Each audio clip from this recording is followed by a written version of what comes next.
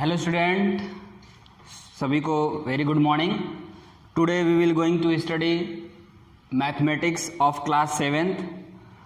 तो देखिए बच्चों, आज हम पिछले वीडियो में आपने पढ़ा था कि इंटीजर्स को कैसे हम लोग ऐड करते हैं, इंटीजर्स को कैसे हम लोग सब्ट्रैक्ट करते हैं। ठीक है बच्चों, तो आपने इंटीजर्स को ऐड करना और सब्ट्रैक्ट करना सीखा था। ठीक है, आज हम कुछ पढ़ेंगे properties of addition of integers. हम लोग क्या पढ़ेंगे बच्चों? Properties of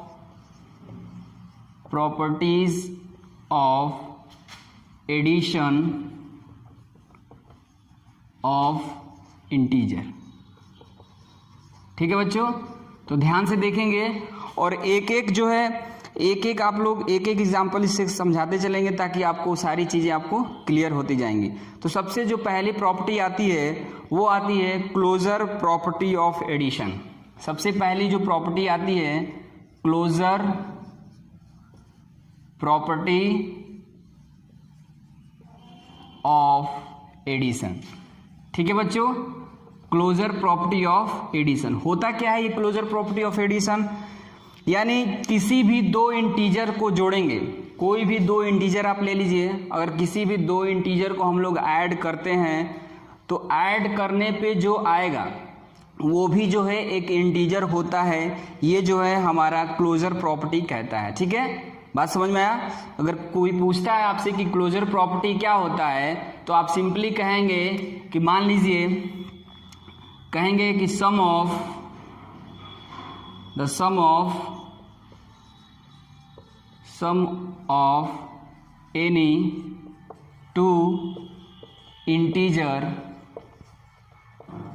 any two integers is also a integer. यानी जो उसका सम आएगा वो भी क्या होता है? एक इंटीजर होता है। ठीक है बच्चों, बात समझ में आया? यानी sum of any two integer is also an integer. Example के तौर पे जैसे मान लीजिए, कहने का मतलब है ये ले लेते हैं हम लोग, कोई भी नंबर ले लीजिए। मान लीजिए हमने एक नंबर ले लिया 4 और एक 5 एग्जाम्पल। ठीक है, एग्जाम्पल के तौर पे हमने क्या ले लिया? देखो बच्चों, ध्यान से देखेंगे तो ये आपको चीज़ें समझ में आएंगी, क्लियर होती जाएंगी, कोई डाउट नहीं होगा। लेकिन आप नहीं देखेंगे और वीडियो को जब भी स्टार्ट किया करें तो पूरा वीडियो देखा करिए। ये नहीं कि थोड़ा सा वीडियो देखते हैं और फिर बंद कर देते, नहीं। जब आपको अगर पूरी नॉलेज लेनी है तो आपको वीडियो भी पूरी देखनी पड़ेगी।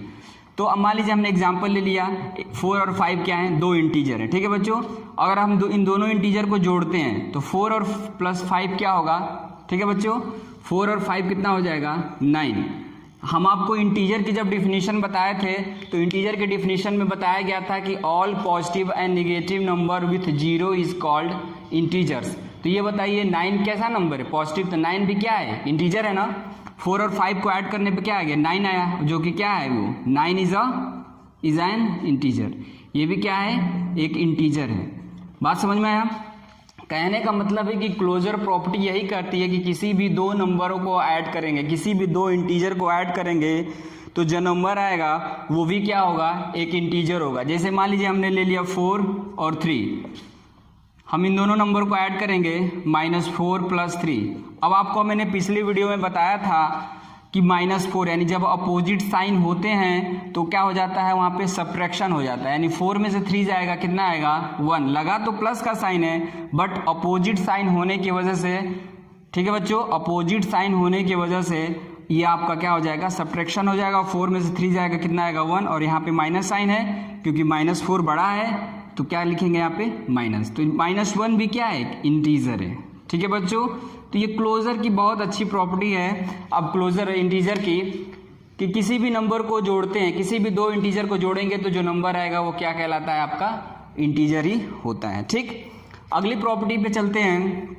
अगला प्रॉपर्टी है आपकी, ठीक है, commutative law of addition. Commutative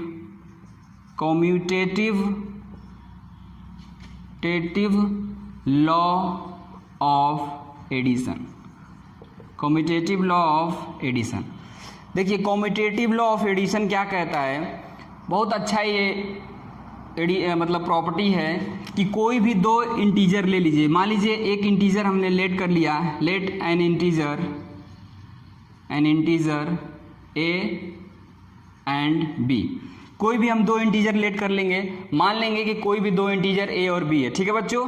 ए और बी हमने माना, अगर इन दोनों इंटीजर को हम लोग जोड़ते हैं, चाहे ए प्लस बी करें चाहे बी प्लस ए करें, we will get equal values of both, ठीक है। यानी इन दोनों की जो वैल्यू होगी, चाहे ए प्लस बी करिए या बी प्लस ए करिए, इन दोनों की वैल्यू क्या आएगी, एक ही आएगी। ये केवल एडिशन की बात हो रही है, ठीक है। एडिशन के लिए होल्ड करता है, कम्यूटेटिव लॉ ऑफ एडिशन आगे होगा तो हम बताएंगे आपको। तो ए प्लस बी बी प्लस ए, अगर कोई ऐसा चीज़ होल्ड कर रहा है, अगर कोई कभी पूछता है कि मान लीजिए 2 + 3, एग्जाम्पल के ले लेते हैं हम लोग एग्जाम्पल, 2 + 3 किसके बराबर होगा, 3 + 2 के। ये सभी लोग जानते हैं कि ये चीज़ होगा कि 2 में 3 को जोड़िए या 3 में 2 को जोड़िए, जो आएगी वो 5 ही आएगा, ठीक है। तो ये क्या होल्ड कर रहा है, ये किसको होल्ड कर रहा है, ये कम्यूटेटिव लॉ को होल्ड कर रहा है, ठीक है। ये कम्यूटेटिव लॉ को क्या कर रहा है, होल्ड कर रहा है, क्योंकि दोनों की वैल्यू क्या है 5, यानी 5 = 5 हो गया। बात समझ में आया ना। यानी कोई भी आप, ठीक है बच्चों, तो आपने पढ़ा commutative law of addition. Commutative law addition में आपने ये पढ़ लिया कि या तो ए प्लस बी करें या बी प्लस ए करें। एक और एग्जाम्पल आपको लेके हम समझाते हैं, एक और एग्जाम्पल ले लेते हैं। जैसे मान लीजिए हमने -4 ले लिया और -3 ले लिया, ठीक है। ये दोनों इंटीजर माइनस में है, एक दोनों माइनस में। अब इनका भी देखिए कैसे करेंगे, अगर दोनों चाहे -4 -3 करिए या -3 में -4 जोड़िए, दोनों के वैल्यूज एक ही आएंगे। कैसे देखिए, -4 इसको ऐसे ही लिखेंगे ना, कभी भी दो साइन जब होता है तो हमेशा जो है ब्रैकेट लगा के लिखा जाता है, ठीक है बच्चों। और इधर क्या लिखेंगे, -3 + -4। देखिए क्या होगा, ये -4 हो जाएगा, प्लस माइनस क्या आ जाएगा बच्चों, माइनस आ जाएगा ना, -3। और इधर भी देखिए -3 प्लस माइनस क्या आ जाएगा, -4 -3 कितना हो जाएगा, -7, -3 -4 कितना आ जाएगा, -7। यानी दोनों वैल्यूज़ क्या आ गई, बराबर आ गई। यानी a प्लस बी की हैं, चाहे b प्लस ए करिए, दोनों की वैल्यूज़ क्या आएंगी, सेम आएंगी। तो अब अगर सेम आती है तो ये होल्ड कर रहा है किसको, कम्यूटेटिव लॉ को, ठीक है बच्चों। तो चलते हैं अगली प्रॉपर्टी की तरफ। अगला जो प्रॉपर्टी है आपका एसोसिएटिव, आप इसको वीडियो रोक करके अगर चाहते हैं कि इसको नोट डाउन करना, तो आप वीडियो रोक करके पॉज करके आप वीडियो को इससे सारी चीज़ें लिख लीजिए, उसके बाद अगली प्रॉपर्टी आप समझेंगे, ठीक है। तो चलिए हम लोग चलते हैं अगले प्रॉपर्टी की तरफ। अगली प्रॉपर्टी देखिए आपकी क्या है, अगला जो प्रॉपर्टी है एसोसिएटिव लॉ ऑफ एडिशन। अगली जो प्रॉपर्टी है उसका क्या नाम है, एसोसिएटिव लॉ ऑफ एडिशन। तो एसोसिएटिव लॉ ऑफ एडिशन देखेंगे, एसोसिएटिव लॉ ऑफ एडिशन, आपको एकदम प्रॉपर्टी क्लियर होती जाएंगी। एसोसिएटिव लॉ ऑफ एडिशन, ये तीसरी प्रॉपर्टी है। ये प्रॉपर्टी क्या कहती है, ध्यान से सुनेंगे कि मान लेते हैं कोई नंबर लेट कर लेते हैं कि a b c जो है एनी 3 इंटीजर, यानी कोई भी 3 इंटीजर्स हैं, ठीक है। कोई भी क्या है, ए बी सी जो है कोई भी 3 इंटीजर्स हैं बच्चों। तो ध्यान से देखिए, चाहे इनको किसी वे में जोड़े, यानी कहने का मतलब है या तो a प्लस ब्रैकेट में b प्लस सी करें, या पहले a प्लस बी कर लें फिर बाद में c के साथ ऐड करें।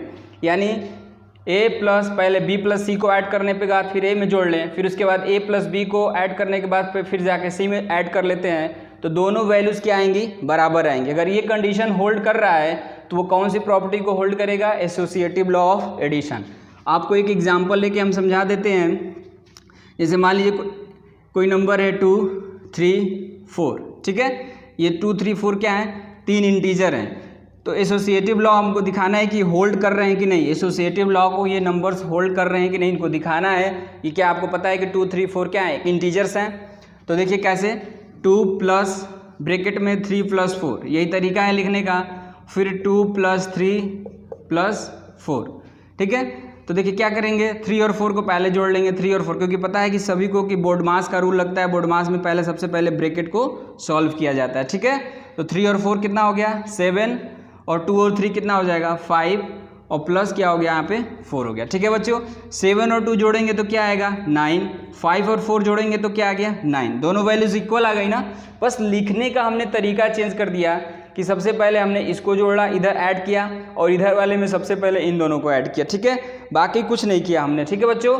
तो एसोसिएटिव लॉ जो है, एसोसिएटिव लॉ यही कहता है कि चाहे ए प्लस बी प्लस सी करिए, चाहे इसको एक पहले एक ब्रैकेट को ऐड कर लीजिए, फिर दूसरे लास्ट वाले नंबर को ऐड करिए, दोनों की वैल्यूज़ क्या आती हैं, सेम आती हैं, ठीक है बच्चों। तो इसको याद रखेंगे कि एसोसिएटिव लॉ ऑफ एडिशन जो है ये आपका इसी प्रकार से होगा। अगली जो प्रॉपर्टी आती है आपका, अगर आप निगेटिव वैल्यूज़ भी लेंगे तो निगेटिव वैल्यूज़ के लिए भी होल्ड करेगा, ठीक है। तो निगेटिव वैल्यूज़ के लिए भी एक एग्जांपल हम बता देते हैं। निगेटिव वैल्यूज़ के लिए देखिए क्या करते हैं। निगेटिव वैल्यूज़ जैसे मान लीजिए आपने ले लिया क्या, -3, -4, -5, ठीक है। तो जैसे मान लीजिए आपको इसी में ऐड करना है, तो सबसे पहले क्या लिखेंगे, -3 प्लस -4 प्लस ब्रैकेट में क्या हो जाएगा, यहाँ पे -5 हो जाएगा, इसको आप बिग ब्रैकेट बना दीजिए, इक्वल टू आप इसमें क्या करेंगे, -3 प्लस -4 और यहाँ पे क्या हो जाएगा आपका -5।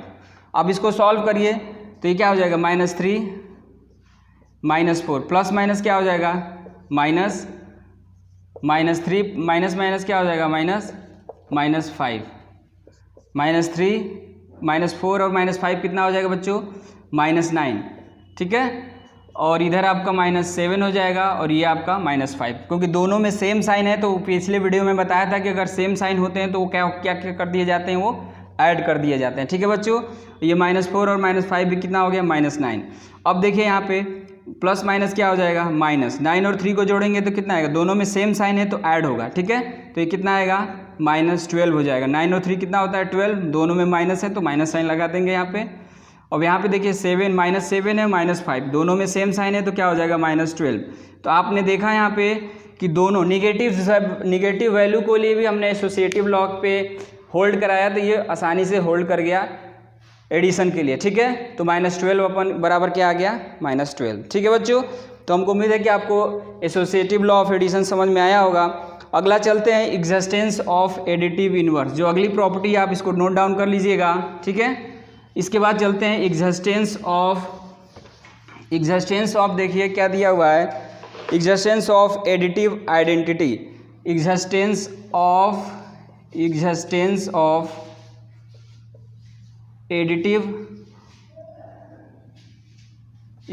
Of additive identity.